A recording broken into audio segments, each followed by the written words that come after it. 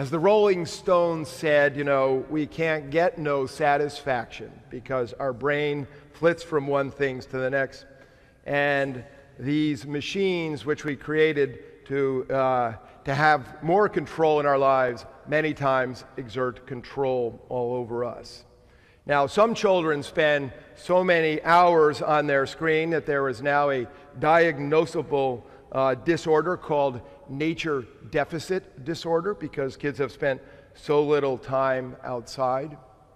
In 2013, we had a year dedicated to co-creators with God in the next new world, and we talked about the real world and the virtual world and how in time they would come together. And I thought that was way out in the future, but that is not so. It is very much here. If you have not seen it, just spend some time with a 16-year-old. And one of the downfalls of the real world and the virtual world coming together is that for those who live in that world, they are neither here nor there. The rhythm of day and night, which is right there at the top of creation, right? The beginnings of the creation of day and night. The rhythm of work and rest and the rhythm of on and off is mightily disrupted in our world. We, as Americans, work longer and longer and longer hours. We work more hours than any other culture in the world. When we go home, we bring our work with us, no longer in a briefcase stuffed with paper. What happens is, remember when there was a desktop computer, we bring it home stuffed, a laptop computer stuffed in our bags.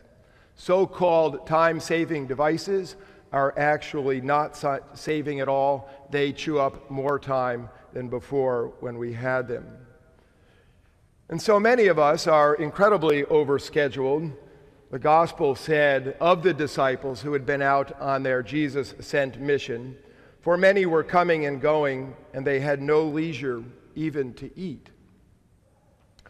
I just know from many of your lives, and I know from my life, that could be the description of any family who is a member of our church, because they have hockey practice, swim practice, and ballet practice all around the same time, hi Carrie, and that they have nobody home if there's two parents to cook the dinner, but that's okay because there's nobody home to eat it. This is the culture we live in, as you know, and I raised my children in the same culture, that we are raising our children in an overscheduled world. We are beating the childhood out of our children by not giving them enough downtime. We sign up for activities because we feel that that's how they will grow. We make schedules, and then those schedules run our lives, and in some cases, ruin our lives. The result of being stuck on is that we do not rest enough. We are restless people. This restlessness causes an epidemic of mental maladies, ranging from many in our culture feeling deeply anxious, dissipated, distracted, and depressed. Many have no inner rest. It is a virtual hell for many people to live in their skin. So we turn to drugs and alcohol in order to turn off. We turn to in order to turn off.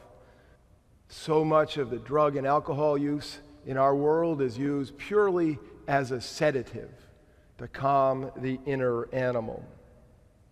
Now, being restless is damnable and it is diabolical because we are both tired and unable to rest.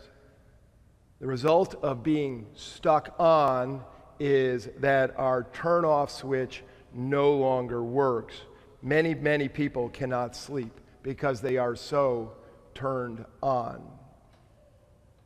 We pay mightily to manage this. Caffeine is the second most traded and used drug in the world, and at the same time, there is an extraordinary growth in the sleep business and the sleep medication business.